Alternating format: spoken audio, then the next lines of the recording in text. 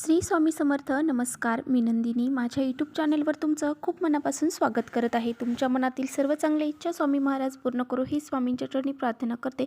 आणि आजच्या व्हिडिओला सुरुवात. उद्या वार आहे शुक्रवार आणि तारीख आहे 9 फेब्रुवारी. या दिवशी आलेली आहे मौनी अमावस्या. पौष महिन्यामध्ये येणाऱ्या अमावस्येला मौनी अमावस्या, त्याचबरोबर दर्श अमावस्या असंही म्हटलं जातं. अमावस्या ही प्रत्येक महिन्यामध्ये येत असते आणि प्रत्येक अमावस्येचं महत्त्व हे वेगवेगळं असतं.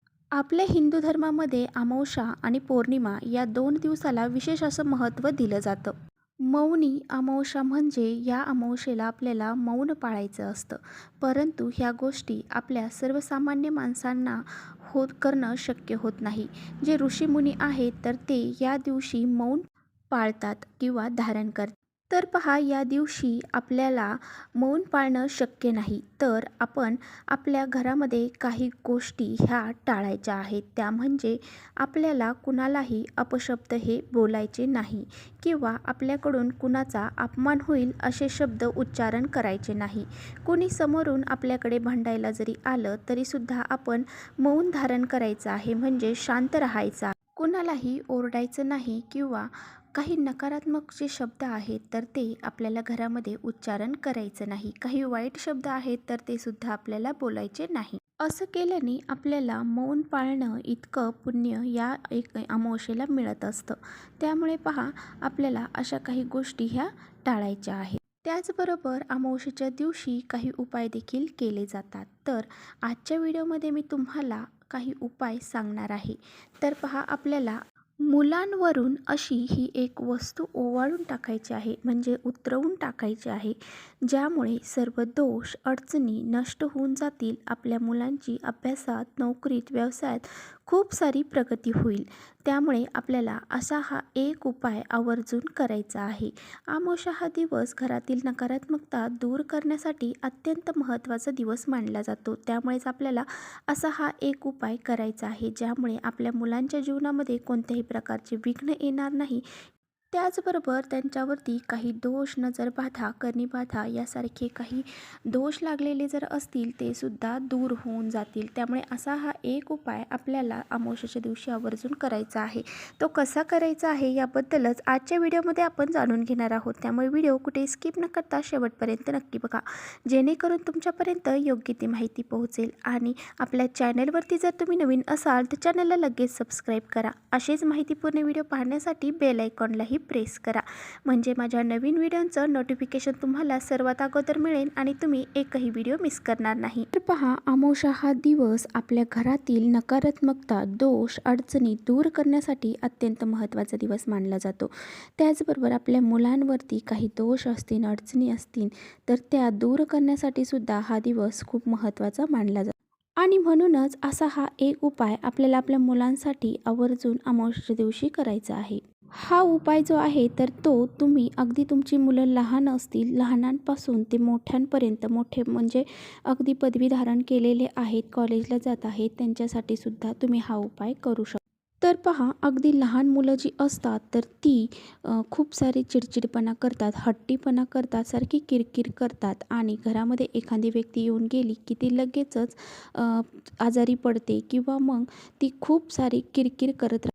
त्याचबरोबर पहा, मोठीही मुलं असतात आणि ती खूप सारा हट्टीपणा करत असतात, हट्टीपणा करतात आणि ऐकत नाही. तर अशा मुलांना सुद्धा दोष हे लागलेले असतात आणि त्यांची प्रगतीही खुंटली जाते.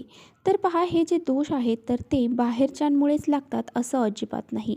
बाहेरच्यांमुळे तर लागतातच, परंतु हे दोष जे आहेत तर ते घरातल्यांमुळे सुद्धा लागले जातात. आणि पहा, सगळ्यात जास्त मुलांना नजर जी आहे किंवा दोष जे आहेत तर ते आईवडिलांमुळे लागतात.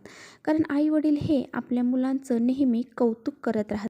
यामुळे मुलांना नजर लागली जाते आणि आपण मुलांनी एखादं चांगलं काम केलं की त्याची खूप सारी वाहवा करत असतो आणि त्यामुळे आपली जी नजर दोष आहे तर ते मुलांना लागले जातात आणि मुलं हे खूप हट्टीपणा करतात, चिडचिडेपणा करतात आणि काही वेळेस आजारी देखील पडले जातात. किंवा मग मोठी मुलं आहेत, खूप पदवी धारण केलेली आहे, परंतु त्यांना नोकरी प्राप्त होत नाही. खूप सारे प्रयत्न केले, मेहनत केली तरीसुद्धा त्यांना नोकरी प्राप्त होत नाही. जसा म्हणावं तसा मोबदला त्यांना त्या नोकरीतून मिळतसुद्धा नाही. किंवा मोठी मुलं आहेत परंतु त्यांचं लग्न जमत नाही आहे, तर अशा वेळीसुद्धा तुम्ही काही असे उपाय जर केले, अमावस्या जर आलेली आहे, अमावस्येच्या दिवशी असे काही उपाय केले तर त्यांचे जे नजर दोष असतात ते दूर होऊन जातात.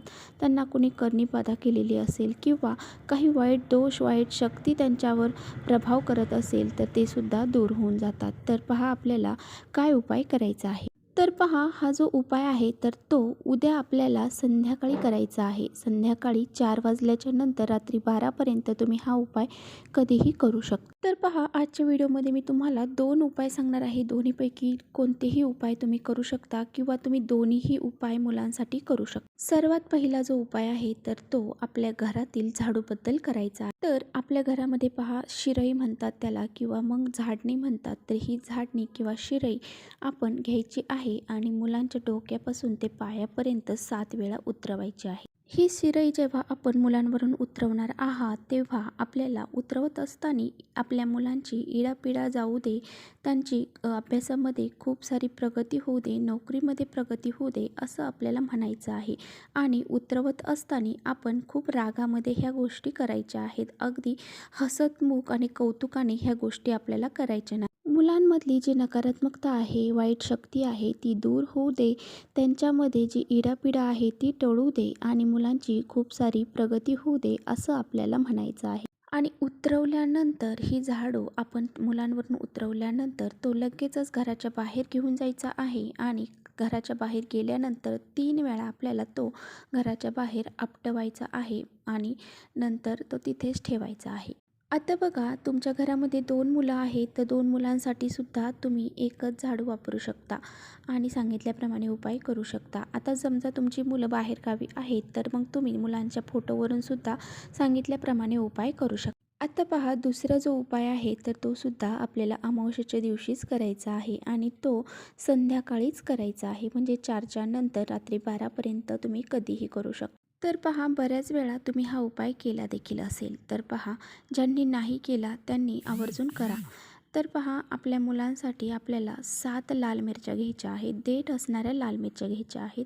त्याचबरोबर थोडंसं खडे मीठ आपल्याला घ्यायचं. त्यानंतर आपल्याला आपल्या जी आई आहे तर ती आईने आपल्या डोक्याचे जे थोडेसे केस असतात विंचरल्यानंतर जो गुंता निघतो त्यातले 2-3 केस आपल्याला त्यामध्ये घ्यायचे आहे. त्यानंतर आपल्याला थोडेसे काळे तीळ घ्यायचे आहेत आणि घराच्या बाहेर जे रस्ता आहे तर त्या रस्त्यावरची आपल्याला चिमूटभर माती घेऊन यायची आहे आणि त्याचबरोबर आपल्याला थोडीशी पिवळी मोहरी घ्यायची आहे आणि ह्या सर्व वस्तू घेऊन उजव्या हातामध्ये घ्यायच्या आहेत आणि ह्या वस्तू घेऊन मुलांना पूर्व-पश्चिम दिशेने बसवायचं आहे आणि त्या मुलांवरून उतरवायच्या आहेत. तर बघा तुम्हाला मुलांवरून ह्या वस्तू 7-7 वेळा उतरवायच्या आहेत. 2 मुलं असतील तरीसुद्धा तुम्ही एकाच ज्या वस्तू घेतलेल्या आहेत त्या घेऊन दोघांवरून सुद्धा उतरवू शकता आणि त्यानंतर ह्या वस्तू मुलांवरून 7 वेळा उतरवायच्या आहेत आणि उतरवल्यानंतर आपल्याला त्या डस्टबिनमध्ये आपल्या घराचे डस्टबिन आहे त्या डस्टबिनमध्ये फेकून द्यायच्या आहेत.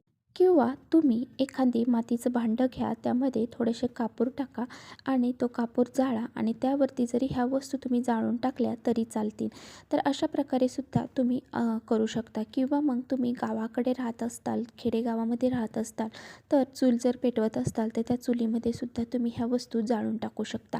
तर अशा प्रकारे हा एक छोटासा उपाय आपल्याला आपल्या मुलांसाठी आवर्जून करायचा आहे. तुम्हाला हा उपाय जो आहे तर प्रत्येक अमावस्येला आपल्या मुलांची नकारात्मकता दूर करण्यासाठी करायचा आहे. असा हा उपाय जर तुम्ही केला तर तुमच्या मुलांवरती काही दोष असतील, अडचणी असतील, संकट असतील ते दूर होऊन जातील. ते हट्टीपणा, चिडचिडेपणा आहे तो कमी होईल आणि मुलांची अभ्यासामध्ये, नोकरीमध्ये, व्यवसायामध्ये खूप सारी प्रगती होईल. तर चला इथेच करते व्हिडिओचा एंड. व्हिडिओ आवडला असेल तर नक्की लाईक करा. चॅनलवर नवीन असाल तर चॅनलला लगेच सबस्क्राईब करा. परत भेटूया अशा छानशा व्हिडिओसोबत. तोपर्यंत श्री स्वामी समर्थ.